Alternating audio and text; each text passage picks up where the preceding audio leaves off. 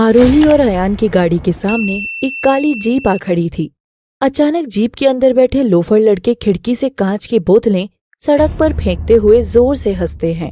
2 घुट मुझे भी पिला दे शराबी, देख तो सही होता है क्या। अयान गाड़ी से उतरकर बाहर जाने को होता है, तभी आरोही उसे कसकर थाम लेती है। नहीं नहीं नहीं, तुम बाहर नहीं जाओगे। नहीं अयान, मुझे बहुत घबराहट हो रही है।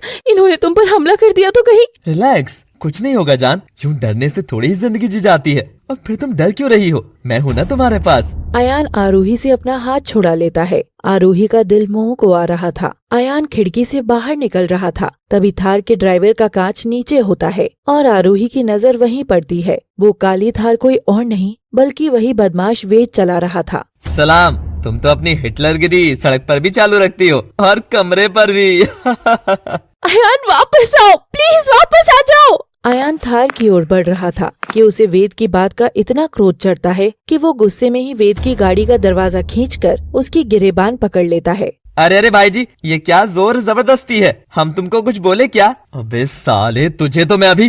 अयान अपना गर्मा गर्म मुक्का जोर से भींचकर वेद की तरफ उठाता है। ये देख आरोही की चीख निकल पड़ती है। अयान नहीं!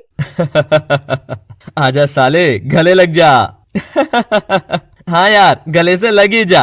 अयान और वेद हंसते हुए गले लगते हैं। ये देख आरोही हैरान थी। आरोही, ये बदमाश से दिखने वाले नालायक लोग मेरे ही दोस्त हैं। सालों को अपनी शादी में बुलाया था, पर कॉलेज की क्लास की तरह मेरी शादी भी बंक मार गए। कमीनो, अरे दिल तो बहुत था भाभी जी से मिलने का, मगर पंगा कुछ और हो गया था। वो माँ बीमार हो गई थी। ये बोलकर गणेश तंबाकू चबाता हुआ आरोही की ओर देखकर जमीन पर थूकता हुआ अपनी छाती मसलता है। आरोही उन छिछोरों को देखकर हैरत में पड़ गई थी। चलो चलो, अब सब गाड़ी में घुसो। अपने भाई को सुहागरात भी तो मनानी है ना। पर भाभी जी से एक बात कहनी तो जरूरी है। भाभी जी, जरा रात में खिड़की दरवाजों की कुंडी ठीक से लगा लेना। वेद की बात पर गणेश ठहाका मार कर हंसता है। आरोही दोनों को घूर कर शीशा चढ़ा लेती है। घटिया नीच किस्म के लोग। एक तो इतना नीच है कि उस लड़की को छेड़ने की बात छिपाकर कहता है माँ बीमार थी, और दूसरा उनका ये लीडर जो अकड़ तो ऐसी दिखाता है जैसे शराब गुटका नहीं, राजा के महल में बैठकर शाही दावत ले रहा हो। कुंडी बंद कर लेना।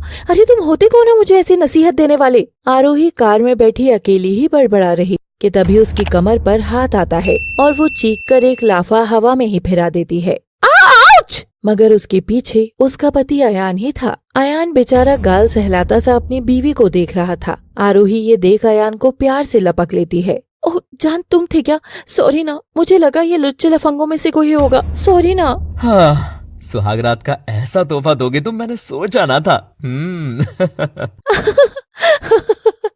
तुम भी ना, तुम घर पर चलो तो सही, फिर देखो मैं तुमको कैसा तोहफा देती हूँ। Let's go. अयान तो बेसब्र था अपनी बीवी के साथ नजदीकी बढ़ाने को। आरोही भी अब जाकर थोड़ी नॉर्मल हो गई थी और आखिरकार आरोही विदा होकर अपने आम से दिखने वाले ससुराल के घर के बाहर खड़ी थी। चलो भी, क्या देख रही हो? अपने सपनों वाला घर। घर? अरे तुम्हारे महल के आगे झोंपड़ी है, झोंपड़ी। महल तो मेरे लिए तुम्हारी ये बाहें हैं, और ये कोई झोंपड़ी नहीं जो अब से हम तुम दोनों मिलकर तिनका तिनका जोड़कर बनाएंगे। और जब मैं थक जाऊं तो तुम मुझे अपने इस महल में भींचकर सुला देना। तुम भी लड़की ऐसी उलझी बातें बोल देती हो, मेरी तो समझ में कुछ भी नहीं आता। अच्छा, समझ नहीं आता? इधर आओ मेरे पास। और आरोही अयान की बाजुएं उठाकर उसकी बाहों से लिपट जाती है और दोनों एक दूसरे के आगोश में इतनी गर्म सांसें भर रहे थे कि उनके प्यार का मौसम अब आसपास की आबो हवा में भी महसूस किया जा सकता था। तभी घर का दरवाजा खुलता है। मम्मी, भाई भाभी आ गए। भगवान तेरा शुक्र है इनको आज ही भेज दिया, वरना मैं तो समझी थी तुम अब सीधे छठी की रात के बाद ही आओगे। अरे मेरी बहू आ गई, कितनी बाट देखी तेरी, तेल के 3 दीवे सुखा दिए, पर ये मुआ तुझे लेकर पहुंचा नहीं। क्यों रे? वेद का तो कब का फोन आ गया था कि तू निकल गया है, फिर कहाँ रह गया था? तुम भी ना माँ, यही कर लो सारी बातें। हाँ कर लो, यही पत्तल और बिस्तर भी लगवा देते हैं तुम्हारा। अम्मा अपनी बहू को अंदर बुलाओ, सुहागरात वगैरह करो, तब तक हम तनिक फ्रेश भी हो जाते हैं। आरोही की आरती के बाद वो घर के अंदर आती है। जूही अपनी ननंद आरोही के पास बहुत प्यार से बैठी थी। जूही, मांगो क्या चाहिए? आप।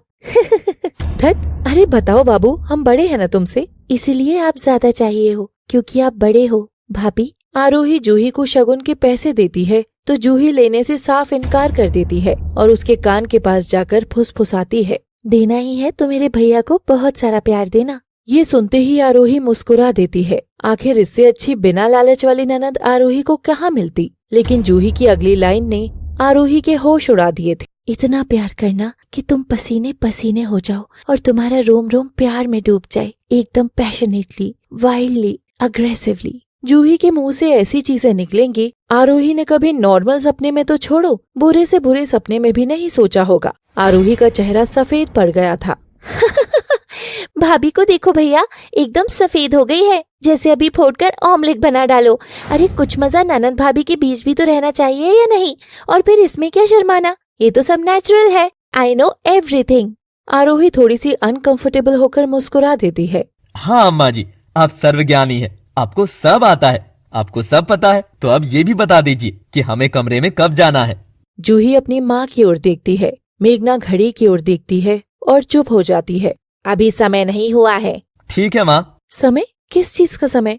अयान, क्या मैं कमरे में जाकर कमर सीधी कर सकती हूँ? बस जरा सी देर। हाँ जान, क्यों नहीं, ये तुम्हारा ही तो घर है, मगर हमारे कमरे में नहीं, जूही के कमरे में सो जा। हमारा कमरा तो अभी खास सज रहा है।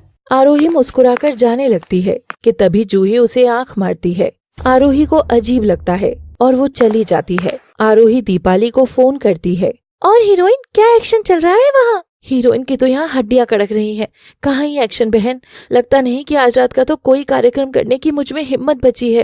अरे मर मत, अब पूरी उम्र वहीं रहना है तुझे। आज थक गए हो तुम दोनों, अब आराम करो। वैसे ये बता ससुराल कैसा है? और तू फोन आज ही कर रही है तो लग रहा है ठीक ही होगा, इतनी छूट है तो। हाँ सब अच्छा है, बस ये अयान की बहन कुछ ज्यादा ही अजीब है। मतलब अजीब, बहुत अजीब।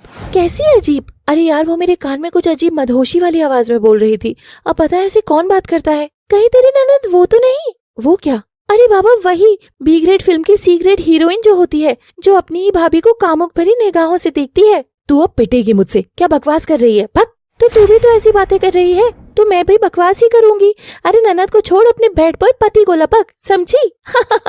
तू जा यार यहाँ से, मेरा पति गुड बॉय है, समझी? बाय।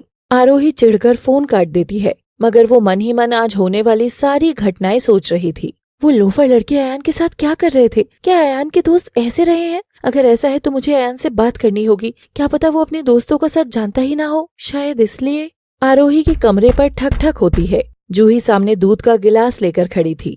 आरोही उसे देखते ही फिर सुन्न पड़ गई। भाभी जी, वैसे तो ये काम पत्नी पति के लिए करती है, मगर सोचा मैं ही मेरी भाभी के लिए दूध ले आऊं। आखिर वो इतना थक जो रही है। चिल भाभी, अपना मुंह देखो। देखो, तुम अगर मुझे यूं ही मजे देती रहोगी तो मैं तो मजे लेती ही रहूंगी ना। चलो जाओ, आपका कमरा तैयार है, जाकर फ्रेश हो जाओ। हाँ, और हाँ, दूध भैया के लिए है, प्यारी भाभी। जूही वहीं खड़ी रहकर हंसती रहती है, लेकिन आरोही फटाफट अपने कमरे में लौट जाती है। बेटा आरोही, तू सबसे पहले फ्रेश हो ले, वरना ये तेरी ननद की मदहोशी तुझे सुन ही रखेगी। क्या अजीब लड़की है, ऐसे मजाक कौन करता है? आरोही बाथरूम में नहाने चली जाती है। उधर आरोही की सास मेघना अभी भी घड़ी ही देख रही थी। अयान बेटा, हाँ अब, और ये रहा सफेद कपड़ा, जानता है ना इसके साथ क्या करना है? हाँ माँ। और पासवर्ड पता है ना? हाँ माँ, मुझे याद है। अयान अपनी माँ के पांव छूकर आरोही के कमरे की ओर बढ़ रहा था। उसके चेहरे पर उत्तेजना भरी मुस्कुराहट थी। उधर शावर लेते हुए आरोही उतना ही काम हो गई थी, एकदम शांत। एक लड़की भीगी भागी सी, सोती रातों में जागी सी। आरोही की आंखें बंद थी, लेकिन तब भी उसे ऐसे लग रहा था जैसे उसे कोई देख रहा हो। वो बेचैन होकर अपनी आंखें खोलती है। उसका वहम इतना स्ट्रांग था कि वो झट से तौलिया लपेट लेती है। हाँ, कौन है यहाँ? कौन है यहाँ पर?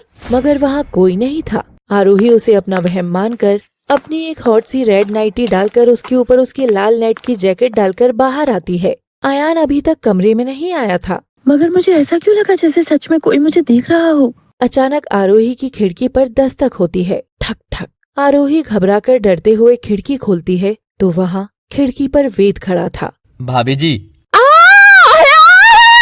आखिर वेद आरोही की इस अच्छी शुरुआत को किस कदर बर्बाद करने की धुन में लगा है, और क्या अयान समझ पाएगा आरोही की ये परेशानी? मेघना और जूही के किरदारों की भी परतें खुलनी बाकी है दोस्तों।